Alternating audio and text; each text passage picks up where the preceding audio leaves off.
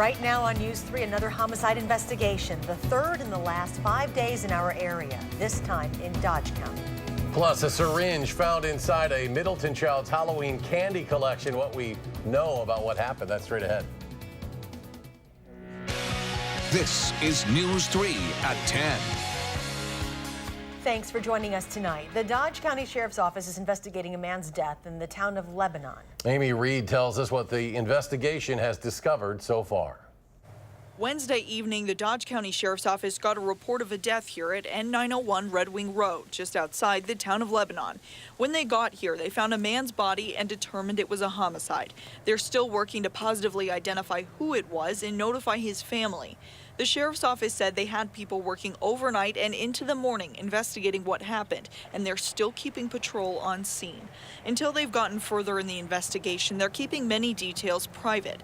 The Sheriff's Office said they have a suspect in custody on unrelated charges. There are a few homes nearby, but the closest neighbors told us they wanted to leave any comment on the death to the Sheriff's Office. Now, the Sheriff's Office sent us a long list of agencies to thank for their help, among them the State Patrol and State Crime Lab. They also wanted to let people know the public is safe. Amy Reed reporting in our news center tonight. Amy, thank you. New details about a homicide near Lodi. All three suspects appeared at Dade County Court this afternoon. They're facing felony homicide charges in the beating death of Dalton Ziegler. Prosecutors say Ziegler's girlfriend, Michaela Tracy, suspected that Ziegler was cheating and asked Jacob Johnson and Drew Luber to confront him. Ziegler was attacked and left for dead late Monday. Tracy, Johnson, and Luber are due back in court later this month. A brief scare tonight at a Culver's on the north side of Madison after police say a man went into the restaurant and told a cashier to call 911, possibly because he had been shot. Police were called to that Culver's on Northport Drive just after 6:30, but when officers got there, the man was gone.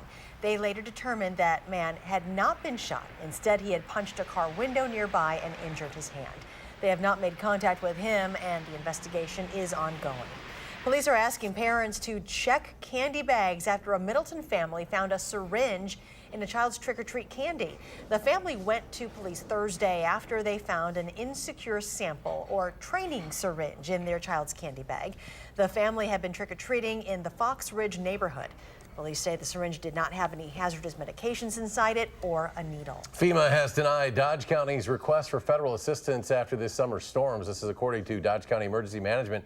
The denial is based on the results of the damage assessments done by FEMA in September. However, FEMA has approved federal assistance for several counties, including locally Dane, Sauk, Juneau, and Crawford counties. Let's get a look at our forecast now. Meteorologist Dave Caulfield joining us in the Weather Center. Dave? Well, Eric, tonight it will be another chilly one, even with the clouds sticking around for the most part across southern Wisconsin. Live looking downtown Madison and the Edgewater Skycam right now. We are at 37 degrees with mostly cloudy skies. That wind out of the east-northeast at 8 miles per hour. We've dipped into the 30s in many spots across southern Wisconsin. Madison, Watertown, Boscobel, Lone Rock, Mineral Point, and Platteville still in the 40s. 41 in Monroe. That's quite a bit cooler compared to 24 hours ago, about 5 to some cases close to 10 degrees cooler than on Wednesday night. Wind speeds not too bad. They're out of the north and east at about 5 to 10 miles per hour. Temperatures and winds over the next 12 hours staying pretty steady in the 30s, dropping to near the freezing mark to start Friday. Temperatures will be chilly over the next couple of days, but the weather will be quiet. That changes as we head into the middle of this weekend. I'll have details on that in your first alert forecast in just a few minutes. Thank you, Dave. The Barron County Sheriff's Office said it is shifting away from its 24/7 operations center in the search for missing girl Jamie Kloss as the number of tips tapers off. Sheriff Chris Fitzgerald said the search for Jamie is still his #1 priority, and authorities will continue to analyze new leads. But he said incoming tips have declined. The Sheriff's Office said that it has received more than 2,100 tips to date, and investigators continue to follow up on every one of them. Court documents are revealing new information about the Sun Prairie explosion that killed Fire Captain Corey Barr. They say the gas line that was hit was improperly marked. The markings were 25 feet north of where the gas line actually was. The company that was in charge of making the marks is known as USIC, and it is unclear if they use utility mapping, but if they do, the documents say they should have caught the error. Investigators were not available for comment, and it remains an ongoing investigation. Today is the first day for anyone to sign up for health insurance for next year through the Affordable Care Act. Madison Mayor Paul Soglin and Congressman Mark Pocan were helping kick off the open enrollment period during an event today at Goodman Library on Park Street. Open enrollment again starts today. It'll run through December 15th. The Edgerton School District hopes a referendum on next week's ballot will solve the issues there of overcrowding. The more than $40 million referendum would go toward renovating and expanding community elementary school, as well as expanding several spaces within the high school there. School Superintendent Dr. Dennis Pauly says even though most of the voters in the area don't have children in the schools, it's still an important vote for the community. If approved, the referendum would cost taxpayers about $1 for every $1,000 of property value. The Wisconsin Historical Society is going to communities across the state to get input on their new museum project. The 100,000 square foot project would cost $70 million. Before the Historical Society moves forward, though, they are stopping in 33 communities for feedback. According to organizers, the museum is supposed to capture the stories of all Wisconsinites. Michael Johnson is returning as the CEO of the Boys and Girls Club of Dane County. Less than 4 months after leaving to run the United Way of Greater Cincinnati, he left that new position after a rift with the board chair. The Boys and Girls Club of Dane County still hadn't found his replacement, so Johnson will rejoin the organization as CEO on December 15th. Madison Magazine is celebrating innovations in the arts tonight. The magazine hosting its 6th annual M-List at the Madison Museum of Contemporary Art. 31 forward-thinking artists and organizations were recognized for their contributions to the local art scene, from works that explore social justice and gender issues to projects that spark creativity and imagination. Those on the list have etched their own marks in Madison. In past years, the award has honored professionals in the fields of healthcare, education, social innovation, food and technology, and you can check out all 31 recipients in this month's edition of Madison Magazine. Still ahead tonight at 10, the mortality rate for liver cancer is increasing at a faster rate than any other cancer. But when we come back, a story of survival. Hear from a local man and what he says it took to survive it. Stay with us.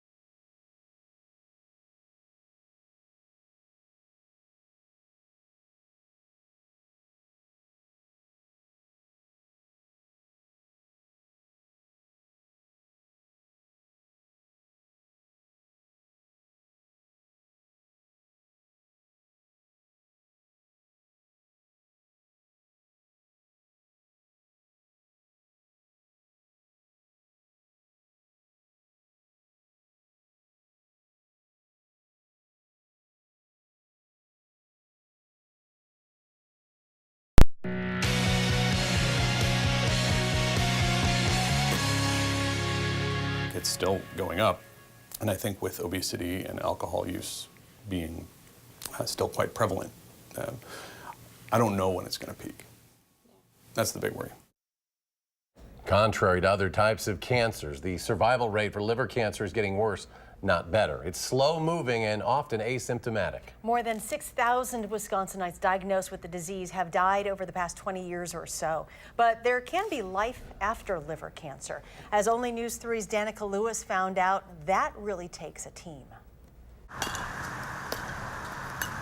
There are a lot of unknowns in baseball. You don't know what pitch is next, when a grounder's going to come your way, or when the wind, like jersey rippling, hang on to your helmet, roster waving, camera shaking wind, will whip around a pop fly. The unknown is part of the game. What's he going to see? Is he going to see them grow up? And unknown is what sisters Alyssa Lawton-Teague and Trisha Dodd know well. You know, what's the quality of life that he's going to have when they're young. Trisha and Alyssa were both pregnant with their first in 2010, Trisha with her son Oliver, the year their dad was first diagnosed with liver cancer. Whoa, like this is scary and serious because the numbers are so high in terms of mortalities. If I were betting, I wouldn't have bet where we ended up. Yeah. I'm glad I didn't bet.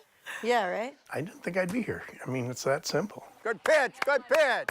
But for Bill Lawton, Attaboy, that's better. getting here was anything but simple. You know, you got cancer. It's a tough word. I mean, and of course, the first thing you think is you're not going to survive it. Way to hustle, Oliver. Just like that, Bill had a team behind him. Way to go, Oliver. Every appointment, every big treatment decision, the girls were there. You know, so we were just kind of those people for him. Both girls are pregnant with their first child. You got to give it your best. We fulfill different roles. In the We support definitely system. fulfilled different roles. That was probably the best medicine I had. No question about it. You need that support. I don't know how you would do it without that. You can feel it. You can literally feel it. Good eye. You just don't realize it till you need it, I guess. There you go. And believe me, you need it.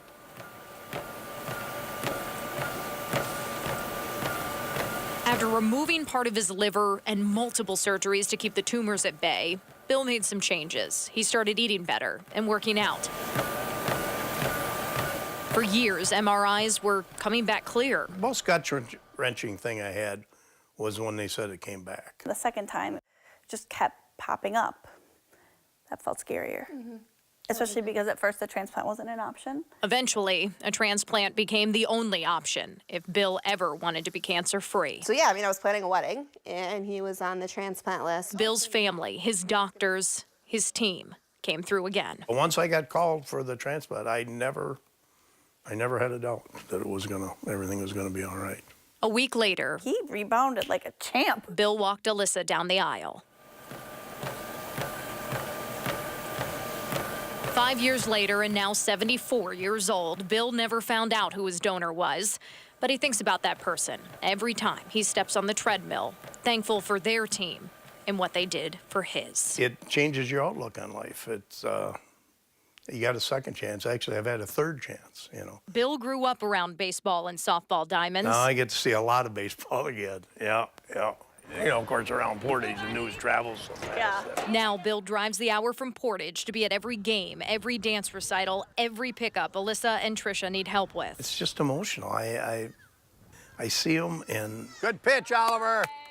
I just can't imagine life without them, you know, and not being here. It's really windy outside. Yeah. At least it's not raining. I think it's as simple as you have something, you realize what's important. Good hit. Good hit. You realize where your priorities should lie. Just like working on your swing or your fastball. And you gotta have drive. I mean, you gotta want to get better. Sure, that's true. Attaboy. One more, buddy. But to really win, you need a good team behind you. All right, good inning. And no one knows that Good inning. better than Bill. It's a life-changing experience for everybody or your whole family, and I'm so appreciative. Good job. Proud of you, buddy. Life's good, you know. So. In Verona, Danica Lewis, WISC News 3. We should point out here that Bill was only diagnosed because his primary care doctor noticed some abnormalities in a routine blood test. So she encouraged him to get more testing. That led to catching that liver cancer early enough to treat it, possibly saving his life. Danica Lewis reporting. And meteorologist Dave Caulfield joins us now with a look at your forecast. A little bit chilly on the first day of November. Not bad. It could be a lot worse this time of year, so we should thank our lucky stars in that respect.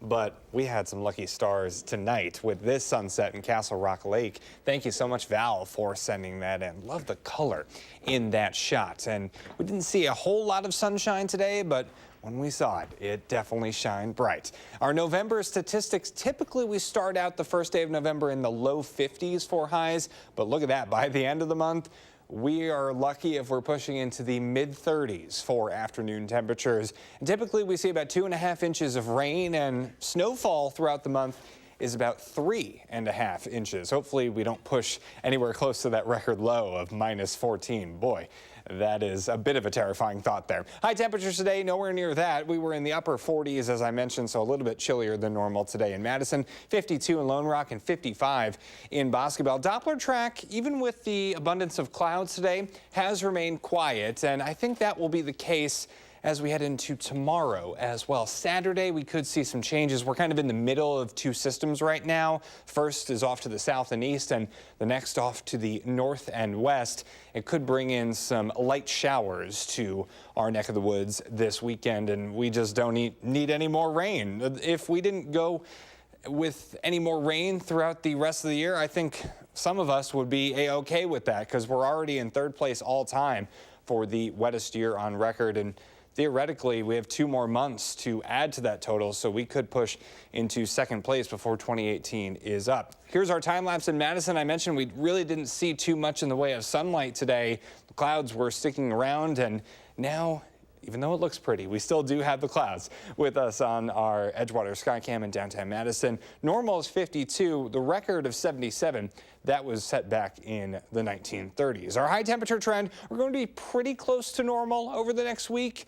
I think a little bit below average tomorrow and Saturday, and then for the start of next week, even with the rain in town, I think we'll be pretty close to where we should be. I love this time of year because the temperature is changing, but also the clock is changing. Remember this Sunday morning to fall back 1 hour. I'm so excited thinking about it. Overnight, temperatures will be in the low 30s, seasonably cold, and those clouds do stick around. For tomorrow, chilly, variably cloudy, highs will be in the upper 40s. So future tracks staying pretty quiet as we head into the next 12 to 24 hours, starting off on another chilly note tomorrow. So keep that in mind. So far, I've been able to hold out, turning the heat on. I don't know as we head into next week if I can keep that streak going, but my fingers are crossed. Hopefully you guys can help me out with that. Temperatures in the 40s by lunchtime tomorrow. Highs will be in the upper 40s with a good amount of sunshine trying to peek out at times on Friday, but this time of year it's always difficult to get through those clouds sometimes, and we could have some showers roll through, especially as we head into later on Saturday, and the shower chances stick with us on Sunday, Monday, and for Election Day on Tuesday as we take a look at the 10-day forecast. And it's not another question that a few flurries mix in at times later on Tuesday. Shouldn't be a major deal, though. Those temperatures are in the low 40s as we head into the second half of next week, and things are quieting down weather-wise. But there is a time period there where the rain is going to be out, and it's not the best start to the week. It's not going to be the best weather for Election Day either. So you'll need the umbrella as you head out to vote. It could be worse, though. Yes. So. It always could be worse. Yeah, that's true. Thank you. Thanks, Dave. Coming up, one local football fan hopes to spend another 5 decades giving back to his community. His story next in sports.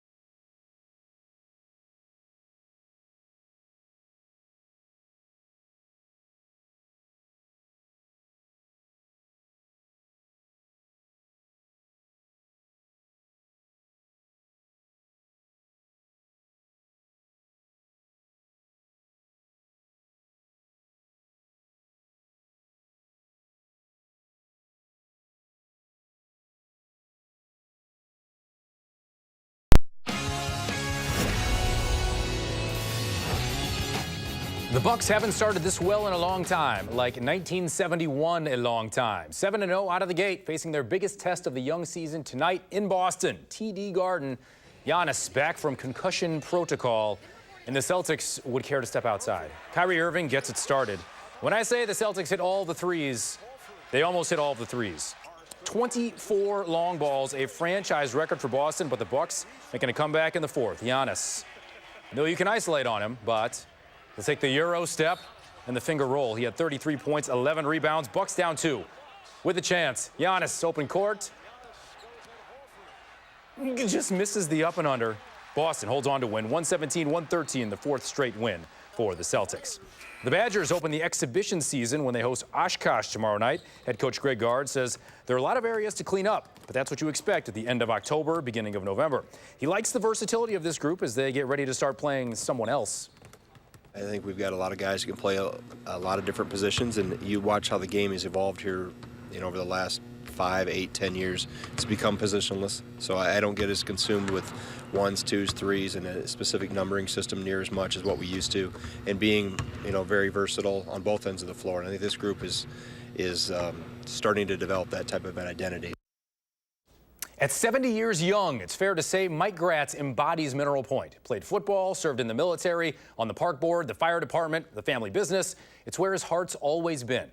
Well, in June of 1979, he lost his daughter, Kimmy. 18 years later, another accident took his daughter, Angel. Now, Mike's personified Pointer pride through it all. He has 3 sons and plenty of grandkids to help keep him busy. And Mike leading the Pointer Chen Gang on Fridays is just one way he helps a community that still gives back to him. I still get cards from people that, they know how tough it is. That's what's great about Mineral Point. Yeah, that's what's great.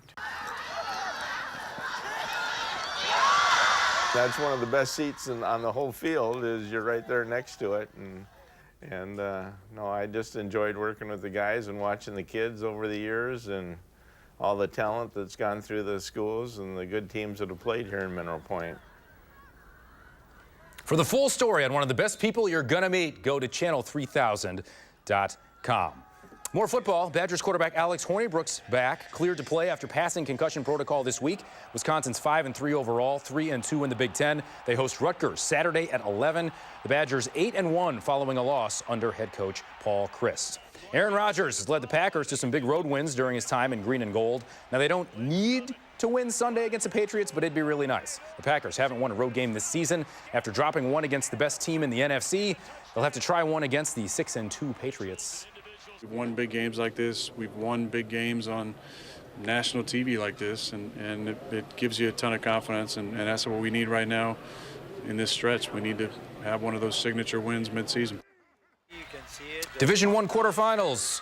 Green Bay volleyball, Sun Prairie versus Oconomowoc. The Cardinals down 2-0, going right to left. Peyton Adink, the kill for SP, forces a game number 4, but Sun Prairie runs out of steam. Oconomowoc takes the match 3-1 to advance to tomorrow's semifinals. Stick around, we are back right after this break. Spa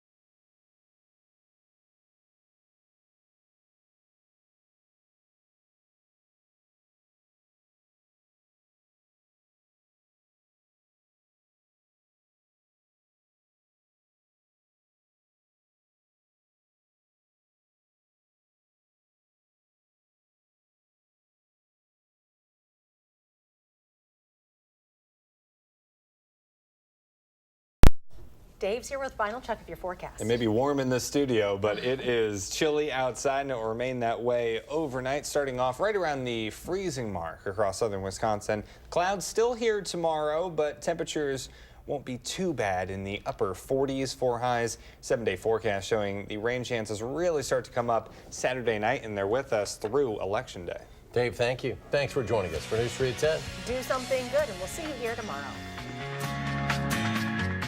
Making plans that are weather dependent? Get an accurate 12-hour, even a 10-day forecast. Download the Channel 3000 First Alert Weather app and start planning.